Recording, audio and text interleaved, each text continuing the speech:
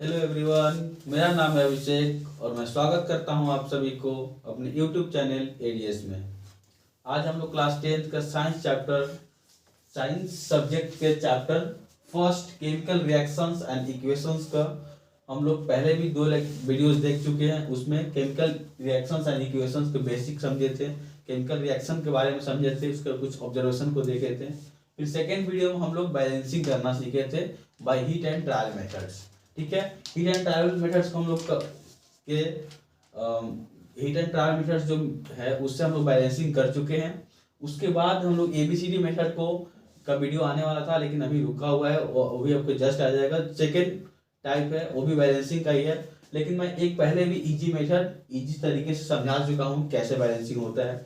आज जो है इस चैप्टर का थर्ड वीडियो है और इस वीडियो में आज हम लोग देख रहे होंगे टाइप्स ऑफ केमिकल रिएक्शन। ठीक है, केमिकल रिएक्शन के कितने टाइप्स है उसको आज हम लोग इस वीडियो में कवर करेंगे। ठीक है, तो आइए हम लोग स्टार्ट करते हैं, केमिकल रिएक्शंस के टाइप्स को देखते हैं। ठीक है, चलिए स्टार्ट करते हैं। केमिकल रिएक्शंस का जो टाइप्स होते हैं वो 4 टाइप्स है। ठीक है, 4 टाइप्स।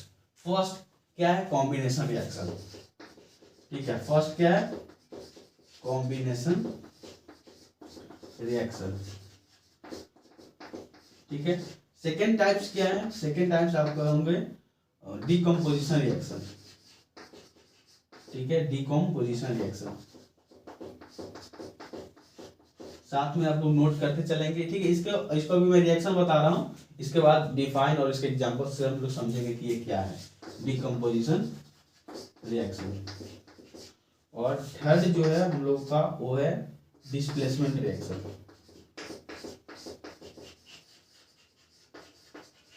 Displacement reaction.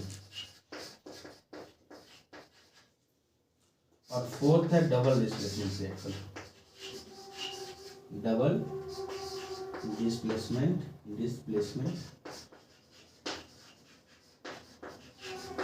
रिएक्शन। ठीक है, ये जो हम लोग 4 टाइप्स है। ठीक है, there are 4 types of chemical reactions and first is combination reaction, second is decomposition reaction, third is displacement reaction and fourth is double displacement reaction. ठीक है, अब हम क्या करेंगे वन बाय वन हर जितने भी टाइप्स ऑफ रिएक्शंस है इसको हम लोग कवर करेंगे, इसके डिफिनेशन को देखेंगे, इसको समझेंगे और कहाँ हम लोग किस रिएक्शंस को हम लोग कॉम्बिनेशन रिएक्शन बोलेंगे, किसको हम लोग डिकम्पोजिशन बोलेंगे, या फिर सिमिलरली किसको कैसे हम लोग समझेंगे कौन सा रिएक्शंस किस टाइप्स के हैं, उसको भी हम लोग कॉन्सेप्ट को देखेंगे। ये कॉन्सेप्ट वीडियो है और यहाँ पर हम लोग ये भी चर्चा करेंगे कि इस टॉपिक से किस तरह से क्वेश्चंस आते हैं। ठीक है, तो आइए हम लोग वन बाय वन कर चेक करते हैं। ठीक है, पढ़ते हैं और फर्स्ट हम लोग लेंगे फर्स्ट जो हम लोग पढ़ेंगे वो है कॉम्बिनेशन रिएक्शंस के बारे। ठीक है, अगर आप पहली बार इस वीडियो पे आए हैं, पहली बार इस चैनल पे आए हैं, तो पहले तो चैनल को सब्सक्राइब कर लीजिए, क्योंकि यहाँ कॉन्सेप्ट्स बहुत अच्छे तरीके से दिए जाते हैं, आपको इसी वीडियो में समझ में आ जाएगी। फिर इस चैप्टर के पिछले वीडियोस को भी आप लोगों को देखने की जरूरत है। अगर वहाँ कॉन्सेप्ट क्लियर है तब आप इस वीडियो को कंटिन्यू कीजिए और इसके जितने भी लेक्चर हैं वो सारे डिस्क्रिप्शन में आप लोगों के लिंक मिल जाएगा, वहां से जाकर चेकआउट करिए। चलिए हम लोग देखते हैं कॉम्बिनेशन रिएक्शन को। कॉम्बिनेशन रिएक्शन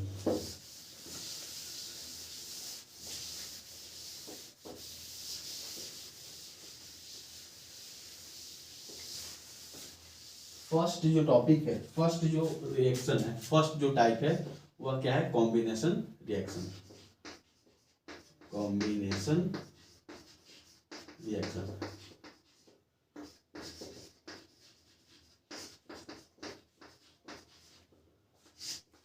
जैसे कि इसका अगर आप लोग नाम पे ध्यान देंगे, जो भी इसका नेम है, ठीक है ना, कॉम्बिनेशन, अगर इसको हम तोड़ना चाहें तो कंबाइन।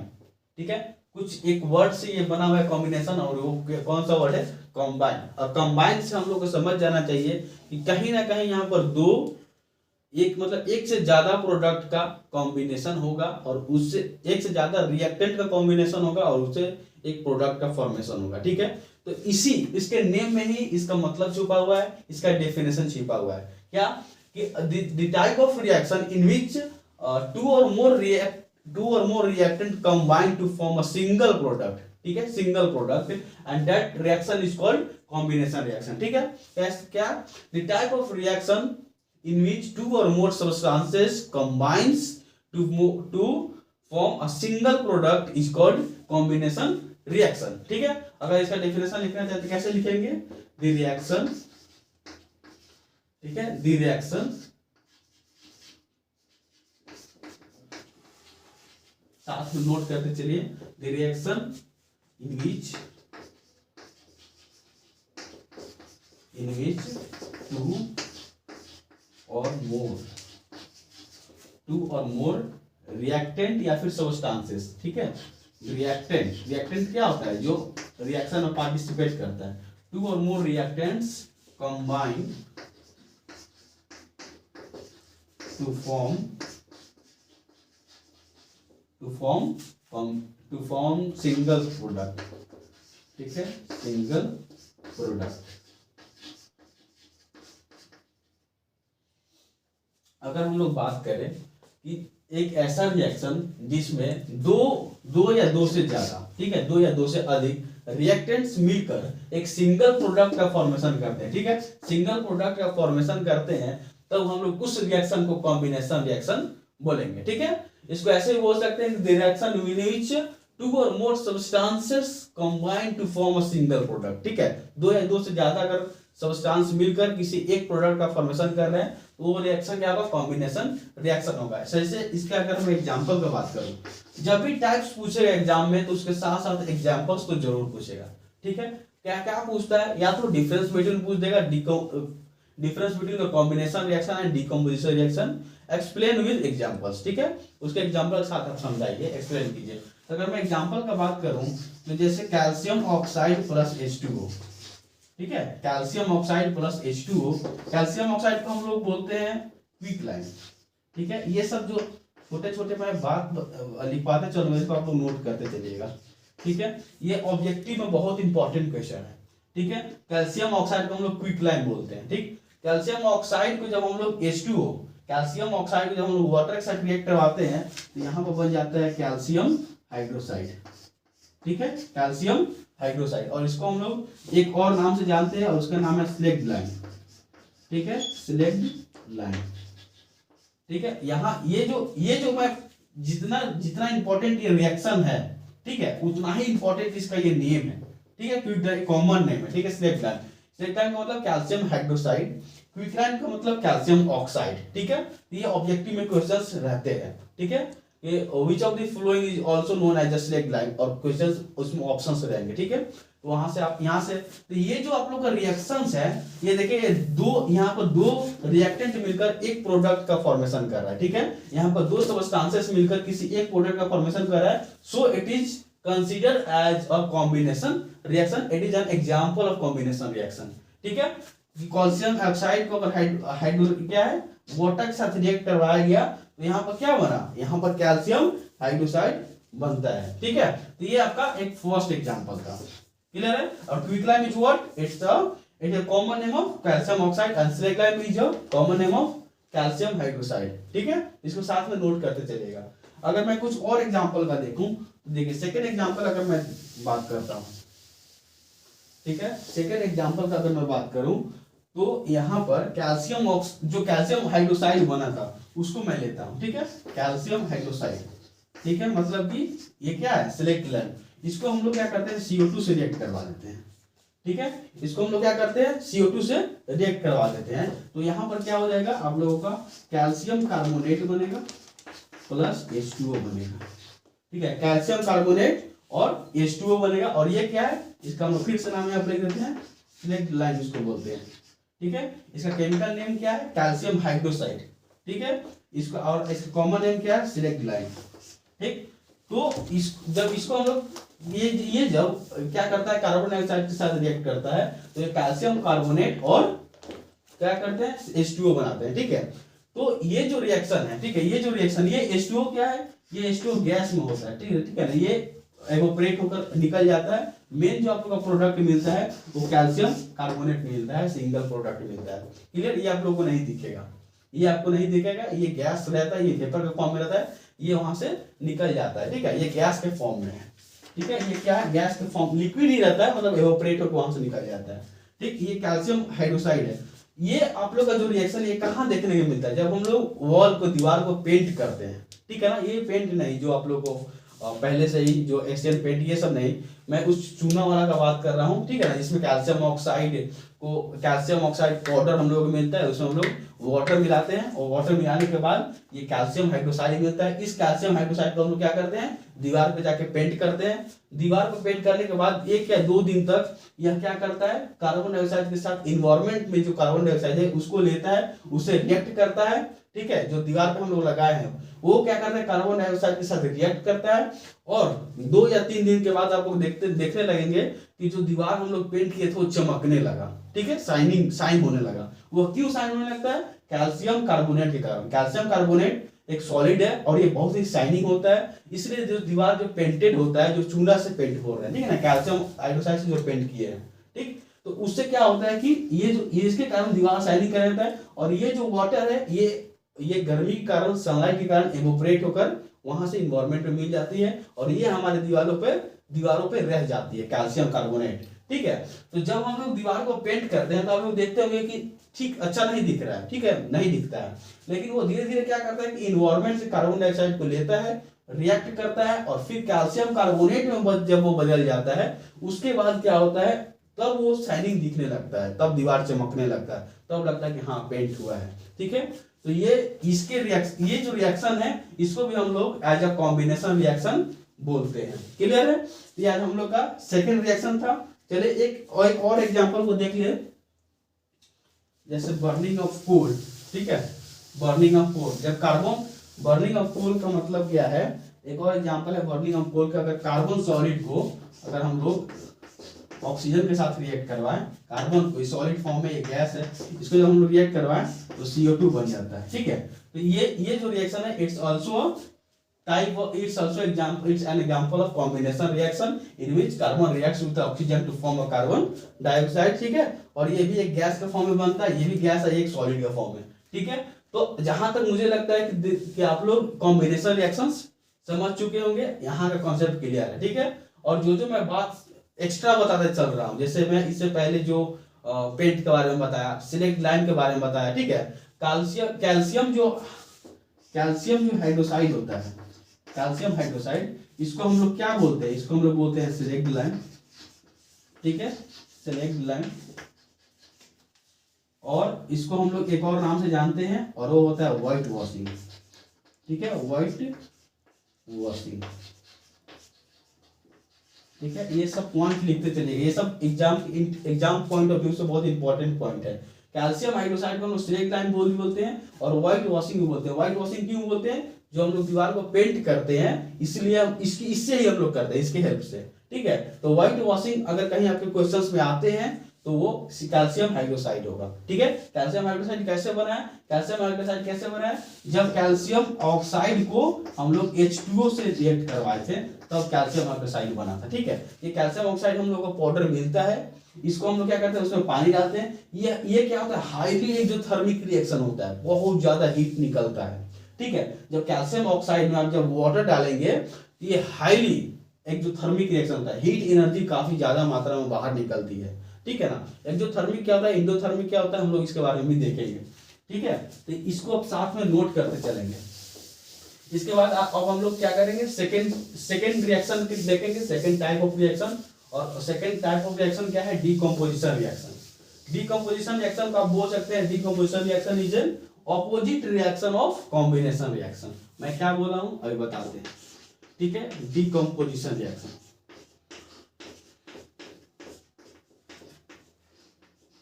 डीकंपोजिशन रिएक्शन, और ये है सेकंड पॉइंट, ठीक है। डीकंपोजिशन रिएक्शन क्या है, it's an opposite reaction of combination reaction. मतलब क्या कि कॉम्बिनेशन रिएक्शन के ऑपोजिट रिएक्शन भी इसको बोला जाता है, ठीक है। मतलब कॉम्बिनेशन रिएक्शन में था कि 2 या 2 से ज्यादा रिएक्टेंट मिलकर किसी एक प्रोडक्ट का फॉर्मेशन कर रहा है, लेकिन डीकंपोजिशन रिएक्शन में क्या है कि अ सिंगल रिएक्टेंट, ठीक है ना, अ सिंगल रिएक्टेंट क्या करता है, 2 या 2 से ज्यादा प्रोडक्ट का फॉर्मेशन करता है, ठीक उसका अपोजिट, ठीक है। तो आइए हम लोग इसके बारे में भी देखते हैं और समझते हैं।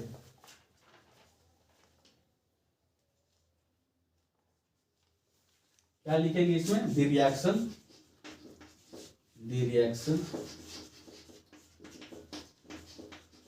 in which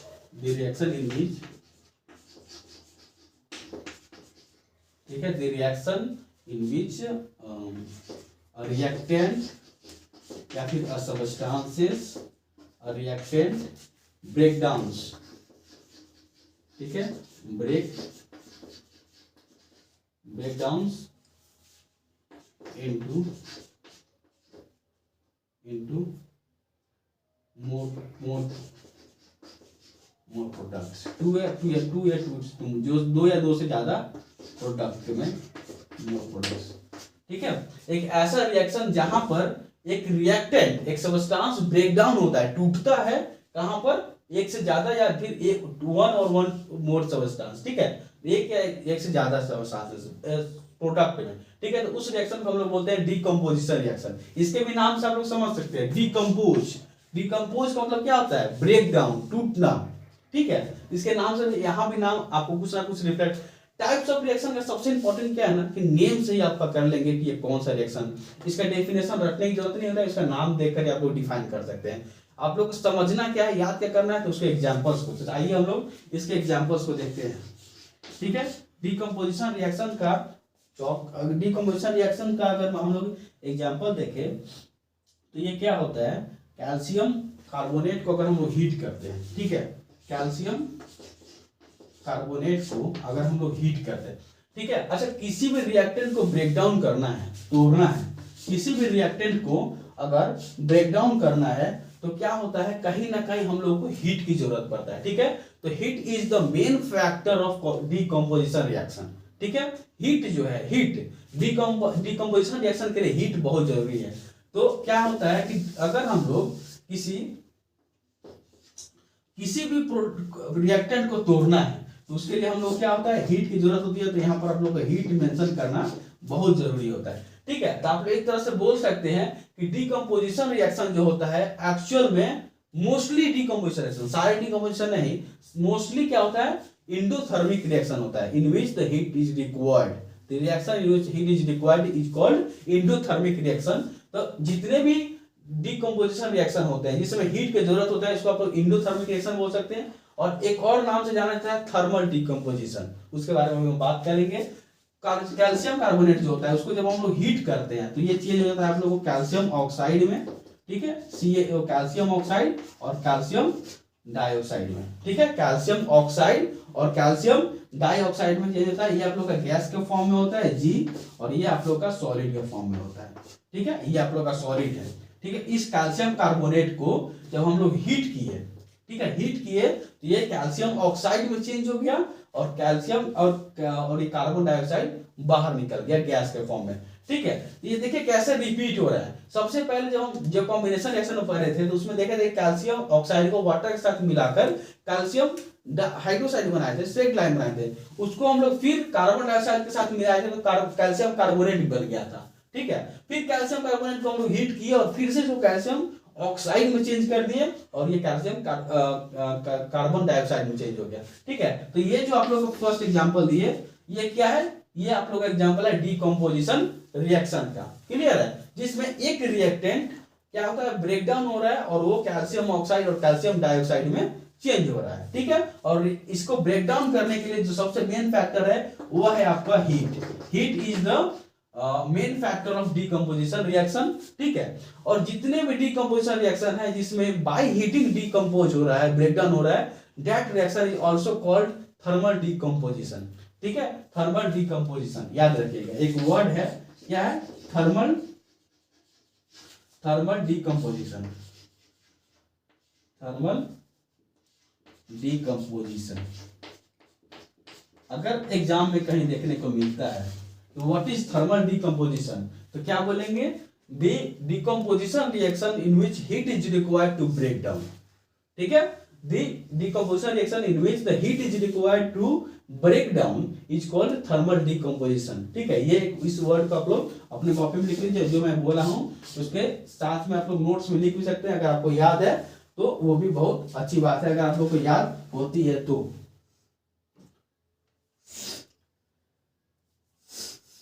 अब हम लोग एक और एग्जांपल को देखेंगे। अगर मान लीजिए फेरस सल्फेट को हीट किया जाता है, ठीक है, अगर हम लोग फेरस सल्फेट को हीट करते हैं, एक और सेकेंड एग्जांपल, दो एग्जांपल मैं साथ में बताते चलूंगा। अगर मैं फेरस सल्फेट को,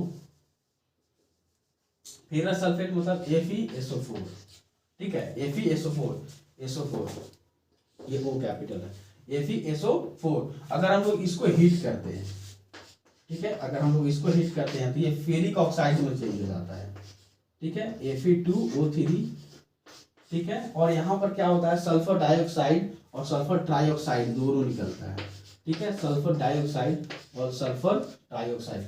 आप लोग इसको बैलेंस भी साथ में करते चलेंगे, ठीक है, बैलेंस करने के लिए मैं बता चुका हूँ, तो इसलिए मैं यहाँ पर बैलेंसिंग पर ज्यादा ध्यान नहीं दे रहा हूँ, लेकिन आप लोगों को करना है, ठीक है। जैसे मान लीजिए ये तो आपका लोग का बैलेंस था, यहाँ 3 ऑक्सीजन है, ऑक्सीजन 2 and 2 3, कैल्शियम है, कार्बन 1, कैल्शियम और कार्बन, ये बैलेंसिंग था। ये बैलेंस नहीं है, इसको आप लोग को बैलेंस करना पड़ेगा, ठीक है। जैसे देख लीजिए यहाँ पर 2 फेरस है, ठीक है, यहाँ पर 2 कर देते हैं तो 2 फेरस 2 सल्फर, ऑक्सीजन देख लेते हैं 3 और 2 5 3 8, और यहाँ पर 4 2 8, ठीक है, मतलब अब ये बैलेंस हो गया, यहाँ पर 2 की शिफ्ट लगा दीजिए, ठीक। तो देखिए यहाँ पर क्या हुआ, जब फेरस सल्फेट को हम लोग हीट किए, फेरस सल्फेट को जब हम लोग हीट किए, ये फेरिक ऑक्साइड, ये क्या है, फेरिक ऑक्साइड, ये फेरस सल्फेट है, ये फेरिक ऑक्साइड, सल्फर डाइऑक्साइड और सल्फर ट्राइऑक्साइड। तो यहाँ पर मैं ये बताना चाह रहा था कि जरूरी नहीं है कि सिर्फ दो ही प्रोडक्ट में डिकम्पोज होगा, ब्रेकडाउन होगा, 2 से ज्यादा भी प्रोडक्ट में डिकम्पोज हो सकता है, इसीलिए मैं डिफिनेशन में मोर प्रोडक्ट लिखा हूँ, ठीक है, मोर प्रोडक्ट, 2 या 2 से मोर, जो 2 या 2 से ज्यादा प्रोडक्ट में भी ये डिकम्पोज हो सकता है, 2 or more product into 2 or more product, ठीक है, याद रहेगा। Reaction, the reaction in which a reactant break down into 2 or more products is called decomposition reaction. यहाँ पर 2 में एग्जांपल भी बता चुका हूँ। ये कैल्शियम ऑक्साइड है, इसको हीट किए, कैल्शियम कार्बोनेट था, इसको हीट किए, कैल्शियम ऑक्साइड कार्बन डाइऑक्साइड में चेंज हुआ, टूट गया। यहाँ फेरस सल्फेट था, इसको हीट किया तो ferric oxide, sulphur dioxide, sulphur trioxide में टूटा। चलिए इसके बाद हम लोग जो थर्ड रिएक्शन है, जो सबसे इंपॉर्टेंट रिएक्शन है इस चैप्टर का, क्वेश्चन जब भी आते हैं यहीं से आते हैं, ठीक है, और ये क्या है, डिस्प्लेसमेंट रिएक्शन, ठीक है, डिस्प्लेसमेंट, इसके भी नेम में ही इसके डेफिनेशन छूटा हुआ है, ठीक है, इसका भी नाम में ही इसका छूटा हुआ है, और वो क्या है, डिस्प्लेसमेंट रिएक्शन, डिस्प्लेसमेंट रिएक्शन, ठीक है, डिस्प्लेसमेंट रिएक्शन। यह क्या है, डिस्प्लेस, इसका आप वर्ड को अगर पकड़ेंगे तो इसका वर्ड है डिस्प्लेस, मतलब क्या कि एक ऐसा रिएक्शन होगा जहां पर कोई एलिमेंट जो है किसी कंपाउंड के उस एलिमेंट को डिस्प्लेस करेगा, ठीक है। जैसे देखिए द रिएक्शन इन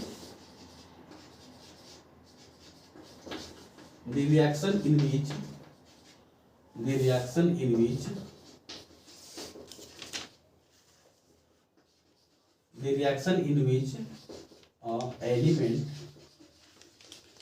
ठीक है, element displaces,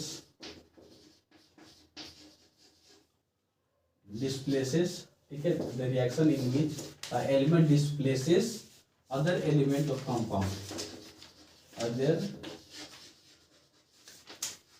ठीक है, अदर एलिमेंट ऑफ कंपाउंड। ये मैं अपने लैंग्वेज में लिख पा रहा हूँ, ठीक है, जरूरी नहीं कि बुक से मिलेगा, ठीक है, इसको आप लोग अपने लैंग्वेज में लिख सकते हैं, समझने के बाद। मैं खुद अपने लैंग्वेज में लिख रहा हूँ, कोई बुक से कोई संबंध नहीं है, ठीक है। तो the reaction in which an element displaces other element of compound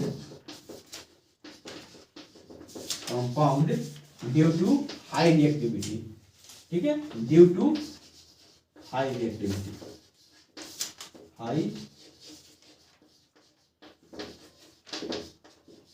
reactivity is called displacement reaction,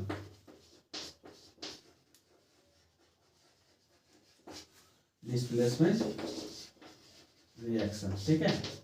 अगर मैं इतना मेहनत लिख रहा हूं तो आप लोग भी नोट करते चलिए।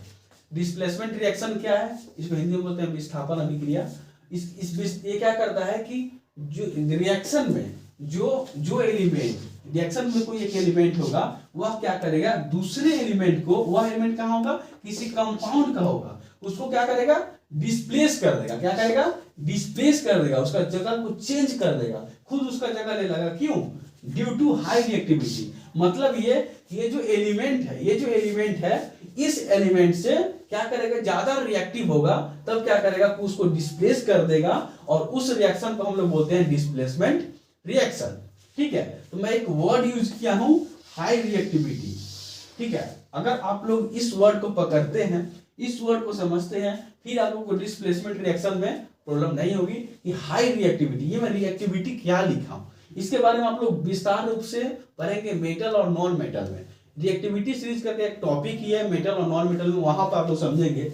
मैं थोड़ा ओवरव्यू यहाँ पर देना चाहता हूँ। क्या है, मान लीजिए कोई एलिमेंट है, calcium, sodium, magnesium, aluminium, zinc, ferrous, copper, lead, और क्या होता है, सिल्वर, गोल्ड। ठीक है, ये जो रिएक्टिविटी सीरीज है ये घट रहा है। ठीक है, इसका मतलब क्या था, ये जो मैं सीरीज लिखा हूँ फेरस है, तो ये क्या जैसे कैल्शियम है, ये पोटासियम है, सोडियम, पोटासियम है, क्या है ये, सोडियम है, यहाँ पे कैल्शियम भी होता है, कैल्शियम है, magnesium, aluminium, zinc, ferrous, copper, lead, silver, gold. तो ये जो है रिएक्टिविटी सीरीज घट रहा है। इसका मतलब क्या होता है कि ये कैल्शियम होता है या क्या है, जिंक से ज्यादा रिएक्टिव। ये जो पोटासियम है, क्या मतलब पोटासियम, ये जो पोटासियम है ये जिंक से ज्यादा रिएक्टिव है।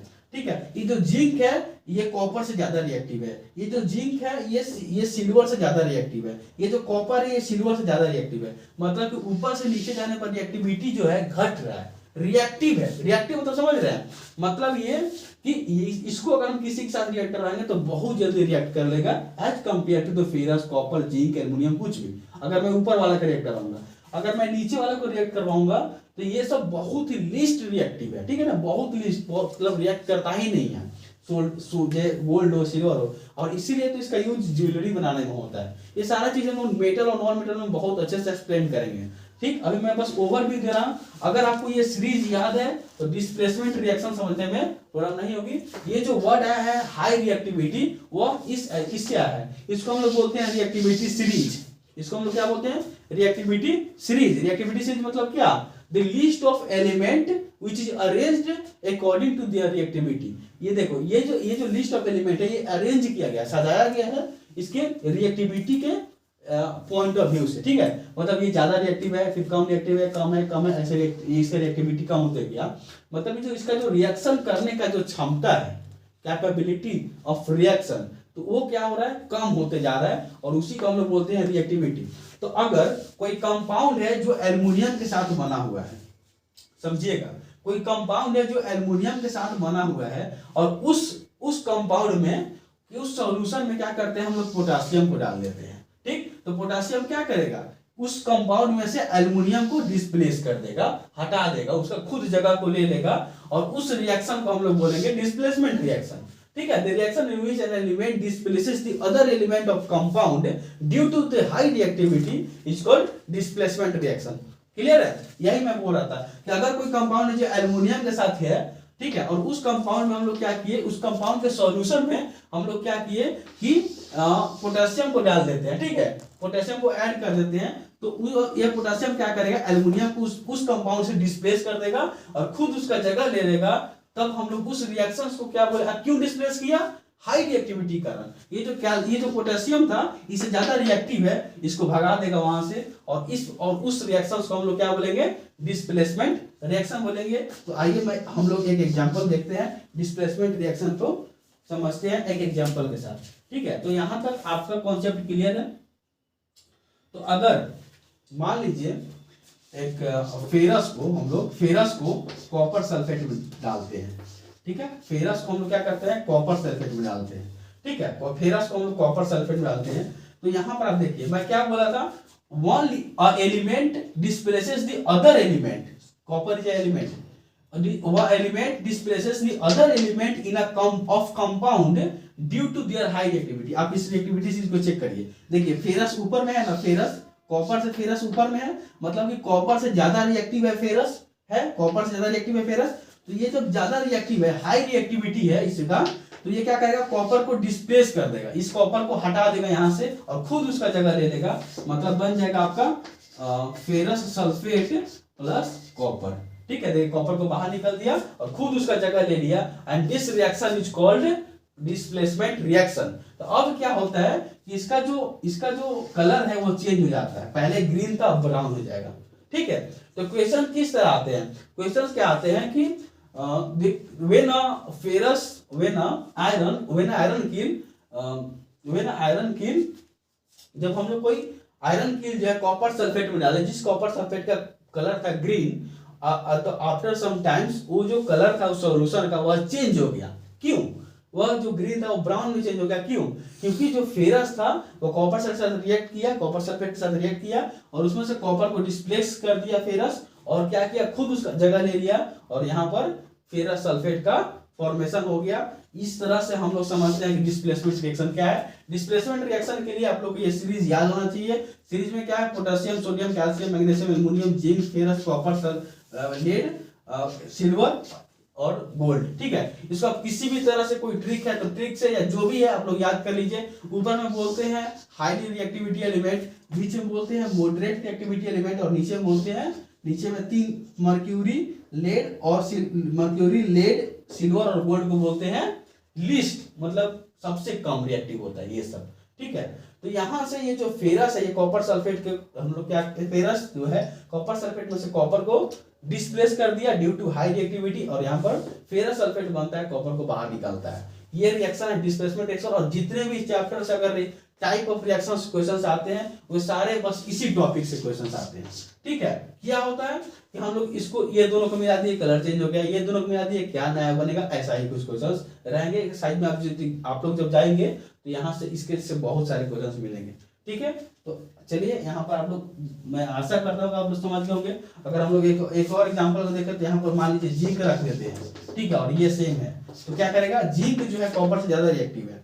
जिंक जो है, ये देखिए जिंक ये कॉपर से ज्यादा रिएक्टिव है, तो फिर जिंक इसका जगह ले लेगा और इसको बाहर निकाल देगा, सेम उसी तरह। ठीक है, मैं समझ गए होंगे आप लोग। तो ये है आप लोग का डिस्प्लेसमेंट रिएक्शन। ठीक है, डिस्प्लेसमेंट रिएक्शन। अब जो लास्ट आप लोग का बचा हुआ है, फोर्थ जो पॉइंट है वो क्या है, डबल डिस्प्लेसमेंट रिएक्शन। फोर्थ क्या है, डबल डिस्प्लेसमेंट रिएक्शन। आइए उसको भी देख ही लेते हैं साथ ही साथ। Double displacement reaction, fourth double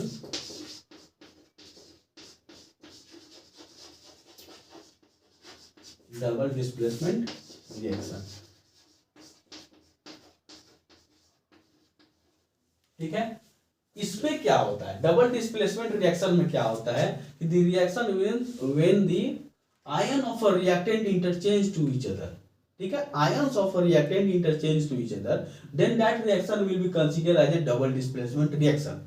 ठीक है, डबल डिस्प्लेसमेंट रिएक्शन क्या है, एक ऐसा रिएक्शन जिसमें रिएक्टेंट जो दो रिएक्टेंट हम लोग लिए हैं उसके आयन इंटरचेंज हो जाते हैं, आयंस। ठीक है, अभी हम लोग समझेंगे अच्छे से। आइए हम लोग देखते हैं डबल डिस्प्लेसमेंट रिएक्शन को।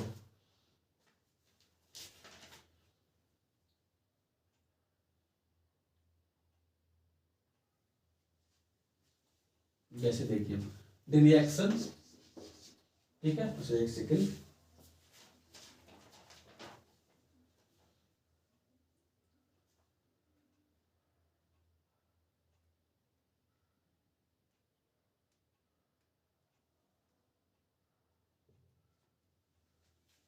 the reaction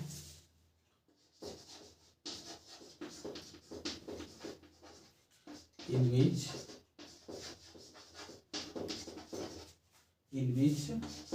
ions, ठीक है, in which ions of reactants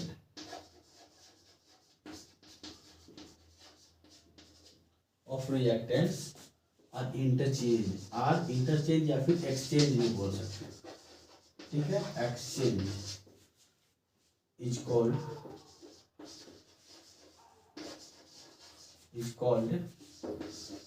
double displacement reaction।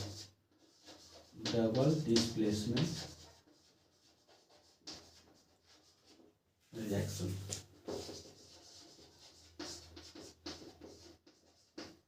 क्या लिखिए, सबसे इंपॉर्टेंट चीज जो समझना है हम लोग को आयन को समझना है। ठीक है, एक ऐसा रिएक्शन जिसमें रिएक्टेंट का आयन ठीक है, एक ऐसा रिएक्शन जिसमें रिएक्टेंट्स का आयन अगर एक्सचेंज होता है, ठीक है, एक्सचेंज होता है, तो हम लोग क्या बोलते हैं, उस रिएक्शंस को बोलते हैं हम लोग डबल डिस्प्लेसमेंट रिएक्शन। इसको अगर नाम से पकड़ना चाहें तो एक अगर इसको सिंपल भाषा में समझाना चाहे तो दो जो आप लोग कंपाउंड लेंगे, जो भी दो कंपाउंड लेंगे रिएक्ट करवाने के लिए, तो उस दोनों कंपाउंड का जो एलिमेंट है, ठीक है, वो आपस में इंटरचेंज हो जाता है, ठीक है, आपस में क्या होता है, इंटरचेंज हो जाता है, और उसी को हम लोग क्या कहते हैं, डबल डिस्प्लेसमेंट रिएक्शन कहते हैं। अगर हम लोग इसको हम लोग अगर एग्जांपल से समझना चाहें तो आप इसके लिए एग्जांपल ले सकते हैं,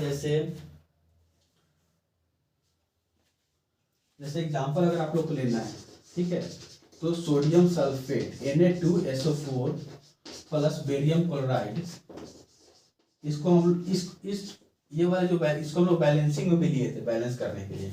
ये क्या करेगा, देखिए अब आयन का इंटरचेंज हम समझाते हैं। ये जो Na2 है और SO4 है, ठीक है, तो ये जो Na2 है ये क्या हो जाएगा, Na प्लस में टूटेगा और SO4 2 माइनस में टूटेगा, ठीक है, इसको मैं बस तोड़ रहा हूं, ठीक। अब ये जो बेरियम है, ये बेरियम क्या करेगा, 2 प्लस में टूटेगा और ये Cl जो है वो माइनस में टूटेगा, ठीक है। ये जो है ना, ये जो प्लस माइनस का फॉर्म में जो मैं लिखा हूं, 2 माइनस 2 प्लस माइनस, ये क्या है, ये आप लोगों का क्या है, यही आयन है, यही आयन का फॉर्म है, ये फॉर्म ऑफ आयन है, ठीक है। तो अब क्या मैं लिखा हूं कि ion of reactant are exchanged, ठीक है। तो अब देखिए ये जो आयन है, तो ये जो प्लस है इसके साथ चला जाएगा, ये माइनस के साथ, और ये जो प्लस है इसके साथ आ जाएगा। देखिए अपने अपने जो आयन है वो एक्सचेंज कर लिए। ये जो बेरियम क्लोराइड था प्लस था, ये इसके साथ था, अब ये क्या किया, ये जो माइनस है इसका इस रिएक्टेंट का प्लस के साथ आ गया, और ये जो माइनस था इस रिएक्टेंट के प्लस के साथ चला गया, और ये आपस में आयन को एक्सचेंज कर लिया और एक नया कंपाउंड का फॉर्मेशन करता है, एक नया प्रोडक्ट का फॉर्मेशन करता है, and that reaction is called double displacement reaction. देखिए अब ये जो सोडियम जो था ये क्लोरीन के साथ चला जाएगा, तो यहां पर बना देगा सोडियम क्लोराइड, ठीक है, प्लस अब ये जो बेरियम था 2 प्लस, ये सल्फेट के साथ आ जाएगा, ठीक है, ये जो बेरियम था आप लोगों का वो क्या करेगा, सल्फेट के साथ आ जाएगा, और इस तरह से एक नया प्रोडक्ट का फॉर्मेशन होगा, ठीक है। और यहाँ पे देखिए किस तरह से आयन एक्सचेंज हुआ है, इसको आप साथ में कॉपी में लिखेंगे। ये Na प्लस था, SO4 2 माइनस था, ये Ba2 प्लस था, Cl माइनस था, ये 2 क्यों हो रहा है, ये 1 माइनस क्यों है, ये सारा चीज आप लोग को आगे पढ़ना है, कार्बन एंड कंपाउंड्स में आप लोग पढ़ेंगे, या फिर 11 12 में बहुत ज्यादा डेप्थ में पढ़ेंगे, ठीक है। इसको अभी आप मत समझने का प्रयास कीजिए कि 2 माइनस क्यों है, प्लस क्यों है, ठीक है। ये सारा इलेक्ट्रॉनिक कॉन्फ़िगरेशन के कारण होता है, इसके सारा एटॉमिक नंबर ऑफ इलेक्ट्रॉन के कारण होता है, ठीक है। तो ये जो प्लस माइनस, ये जो एक्सचेंज हुआ, ये जो माइनस था इस प्लस के साथ था, लेकिन अब ये क्या किया, इस प्लस के साथ आ गया, दूसरे रिएक्टेंट के प्लस वाले के साथ चला गया, ठीक है। तो यहाँ पर आयन का एक्सचेंज हुआ और एक नया प्रोडक्ट का फॉर्मेशन हुआ, ठीक। मैं एक और बोल रहा था, सिंपल बेसिक भाषा में अगर मैं बात करूं, अगर ये एक्सचेंज ऑफ आयन नहीं समझ में आ रहा है तो क्या किया, ये जो सोडियम था इसका क्लोराइड के साथ इसमें से बेरियम को क्या किया डिस्प्लेस कर दिया, और ये जब बेरियम डिस्प्लेस हो गया तो सॉल्यूशन में ही था, तो सल्फेट बोला कि मैं तो अकेले हूं, मेरे साथ आ जाओ, और एक नया रिएक्शन, एक नया प्रोडक्ट बना लिया, ठीक है। तो ये सोडियम जो था बेरियम से ज्यादा रिएक्टिव था, तो बेरियम को हटाया, सोडियम उसका जगह ले लिया क्लोराइड के साथ, तो ये क्या किया कि अब ये इसका जगह ले लिया, क्योंकि ये अकेले था। आप ऐसे भी समझ सकते हैं, लेकिन एक्चुअल में इस रिएक्शन में होता क्या है, आयन का एक्सचेंज होता है, जो इस तरह से कुछ होता है। अगर आप इसको भी शो कर देते हैं एग्जाम में तो टीचर फुल मार्क्स देगा, क्योंकि वो समझेगा आपका कॉन्सेप्ट क्लियर है। तो यहाँ पर हम लोग क्या किए, टाइप्स ऑफ रिएक्शंस को कंप्लीट कर लिए, बहुत ही अच्छे से, बहुत डेप्थ में जाकर समझे, ठीक है। जहां भी दो डिस्प्लेस होगा डबल डिस्प्लेसमेंट, अगर कोई एक एलिमेंट जो है किसी कंपाउंड के एलिमेंट को डिस्प्लेस करता है सिर्फ डिस्प्लेसमेंट। डिकम्पोजिशन क्या था, जब कोई एक डिकम्पोजिशन क्या था कि जब कोई एक रिएक्टेंट ब्रेक डाउन होता है दो या दो से ज्यादा प्रोडक्ट में, तो उसको हम लोग डिकम्पोजिशन बोलते हैं, उसमें हीट बहुत ही बड़ा फैक्टर था, ठीक। उसके बाद हम लोग क्या था, एक फर्स्ट जो पढ़ते कॉम्बिनेशन, जब दो से ज्यादा रिएक्टेंट मिलकर एक नया प्रोडक्ट का निर्माण करते हैं, तो वो था आप लोग का कॉम्पोजिशन रिएक्शन। तो यहाँ पर आज क्या होता है कि टाइप्स ऑफ रिएक्शंस कंप्लीट होते हैं, और टाइप्स ऑफ रिएक्शंस को बहुत अच्छे तरीके से देखे हैं। अगर आपको लगता है कि आपका कंप्लीट हुआ है, आपका कॉन्सेप्ट क्लियर हुए हैं, तो आप इस वीडियो को लाइक करें, साथ ही साथ चैनल से जुड़ने के लिए सब्सक्राइब भी कर लें। नए वीडियो मिलेंगे और छोटे छोटे कुछ कुछ टॉपिक्स रह गए हैं, जैसे ऑक्सीडेशन एंड रिडक्शन, रेंसिनिटी, कोरिजन और इंडोथर्मिक रिएक्शन और क्या है एक्सोथर्मिक रिएक्शन, इन सबको मैं एक छोटे वीडियो में लेकर आऊंगा, उन सारे कॉन्सेप्ट को क्लियर कर दूंगा और फिर इस चैप्टर का हम लोग कंप्लीट कर चुके होंगे। ठीक है, एक वीडियो और आएगी इस चैप्टर पे, तब तक बने रहिए और उस वीडियो को वेट कीजिए, अपने कॉन्सेप्ट को क्लियर करिए। फिर से मिलते हैं एक नए वीडियो में एक नई जोश के साथ, तब तक के लिए थैंक यू सो मच।